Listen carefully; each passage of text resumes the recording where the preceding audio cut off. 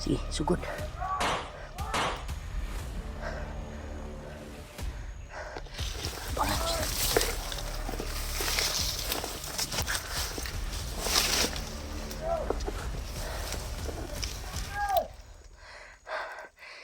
Hindi ako mahuli.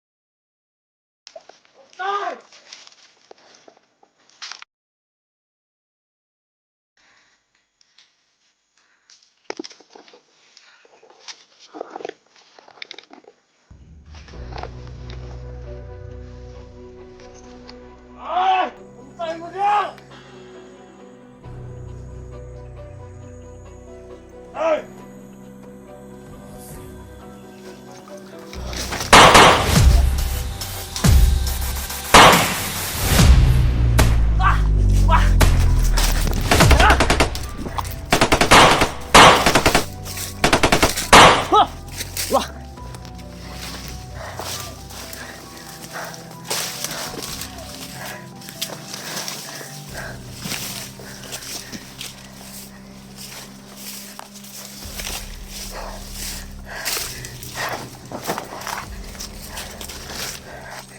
Betul.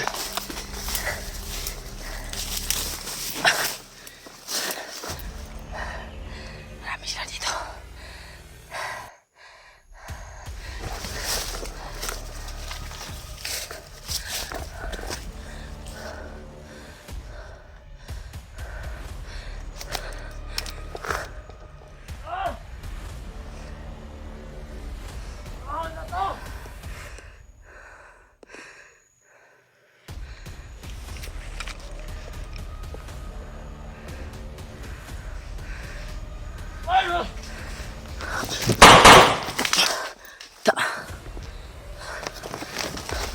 Hoy!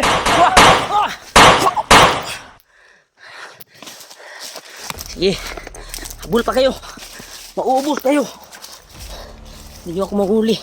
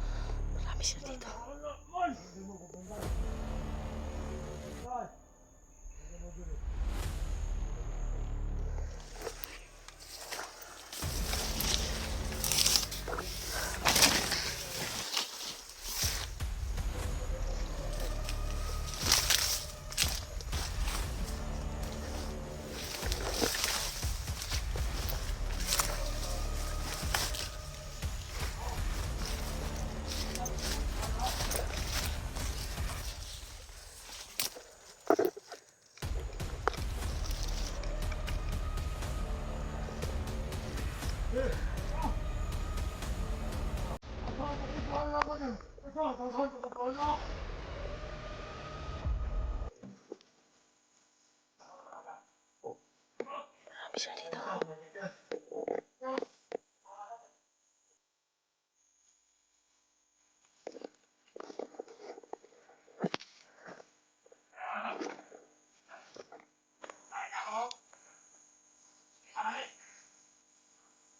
Grabe sila.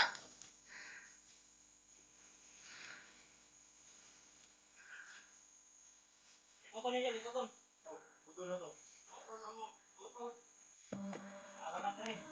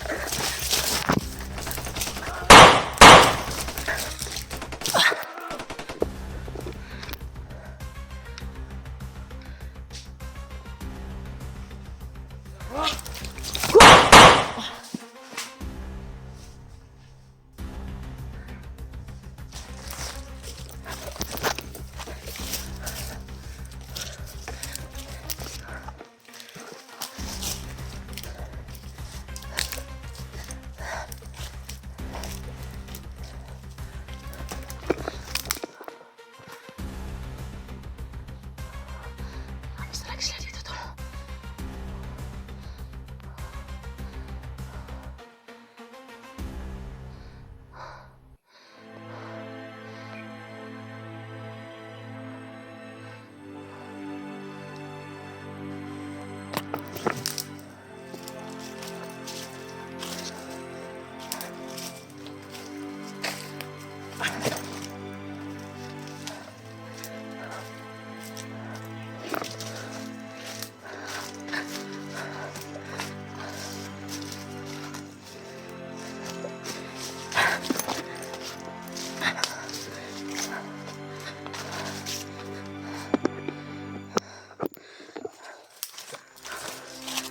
Grabe tol. Sana ma-share itong video na ito tol. Sa mga kasamahan ko. Grabe. Grabe yung sitwasyon ko talaga ngayon. Yan o. May uwak pa na lumilipad. Yeah. Tsagain ko tol na makalabas dito sa area na ito. Dahil parang yung area ay may halong mahika ni Commander Bagnot. Dahil kahit saan ako magpunta, parang pabalik-balik lang ako sa daan. Naliligaw na ako.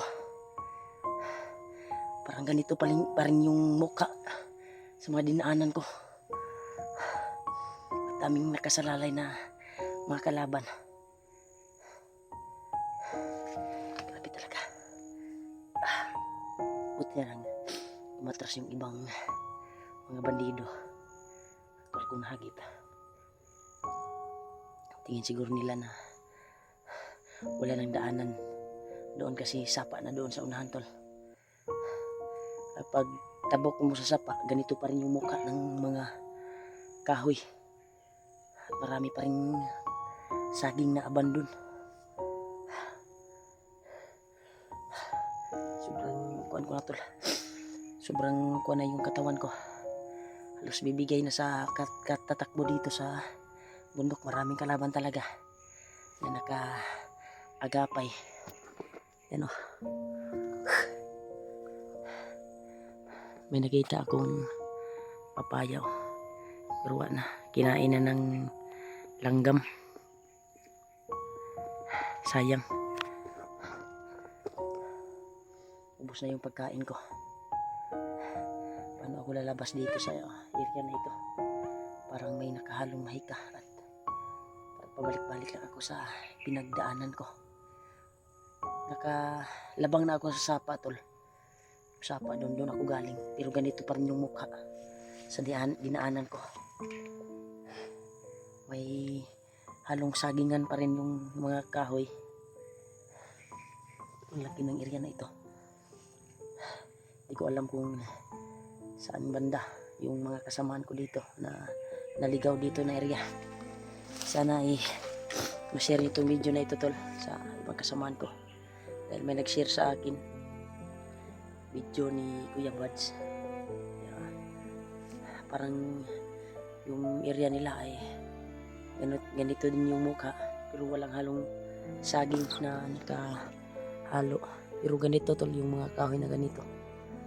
Parang malapit lang ako doon sa kanila siguro. Parang ito ay nasa kabila. Baka yung putok na narinig ko ay magkakasamahan ko yun. Kaya pagsikapin ko tol na makita ko yung ibang kasamahan ko na mga hunter, para may kasama na ako. Pinilit kong makita yung kasama ko tol na sila G-Ward at si Julio, pero wala talaga akong nakita dito. Putukan, nakarinig ako muna ng mga putok, pero hindi masyadong malapit dito. Parang yung putok na narinig ko parang ilang kilometro pa yung layo. Sana ay mga kasamahan ko yun na ligaw din sa bundok. Sana makita ko din sila. Juan, Julio.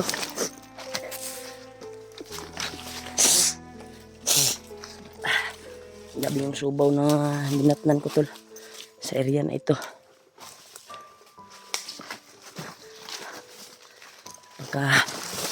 Sukal na talaga yung area.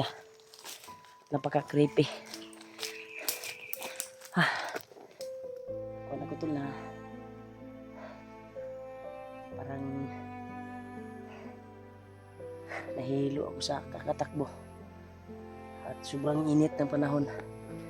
Mamaya ay ulan na naman to. Subaw naman yung aabutin natin. Nagpasalamat pa rin ako tol sa pagdarasal niyo po sa akin bang nasa critical ako na area.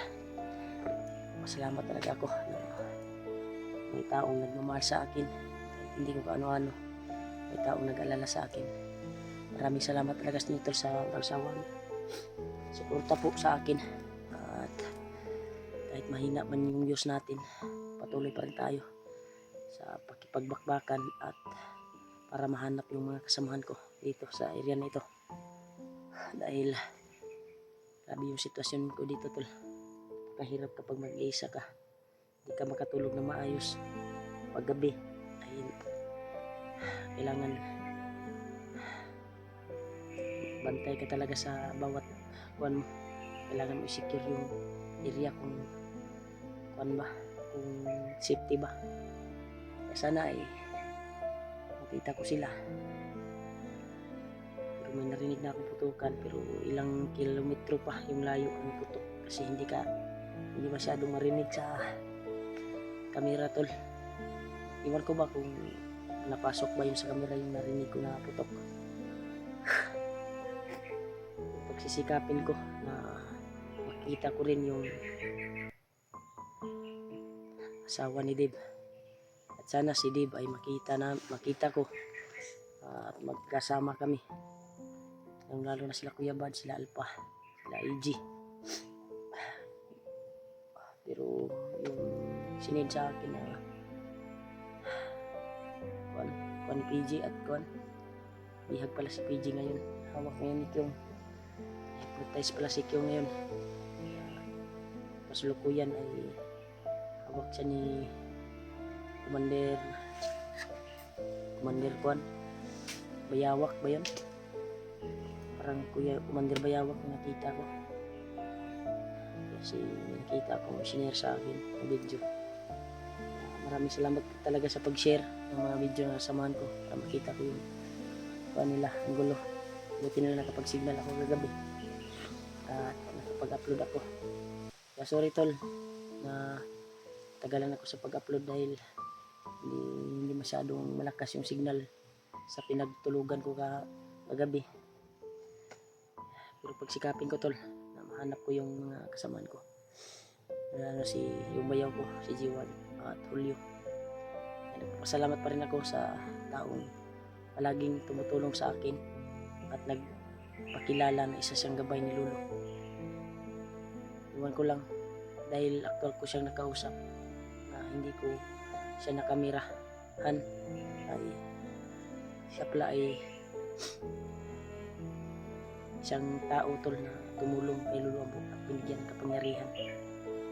Sabi niya, yung mission niya ay tutugis ng mga bandido.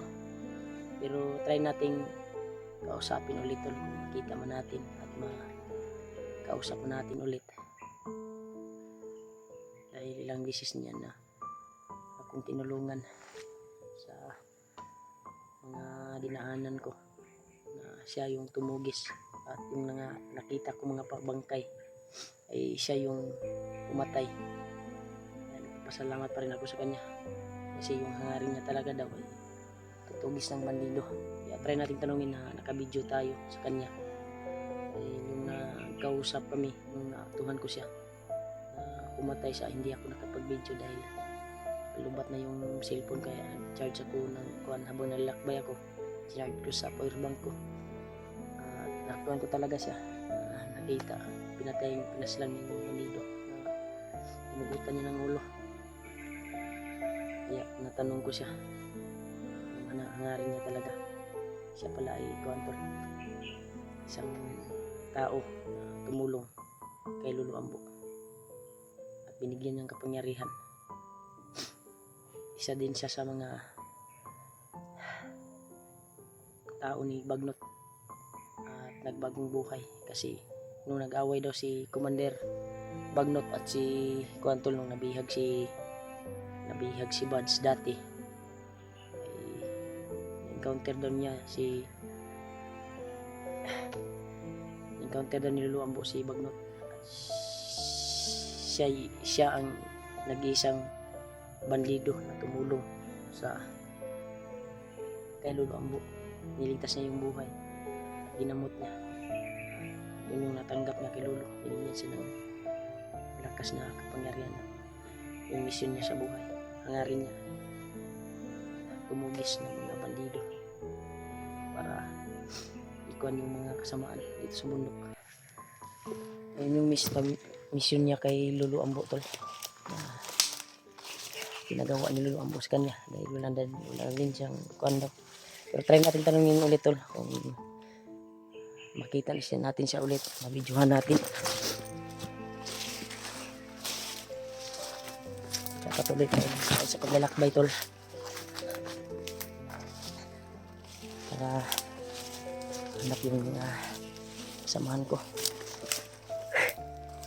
Sabi talaga yung sitwasyon, parang nanghihina ako tol.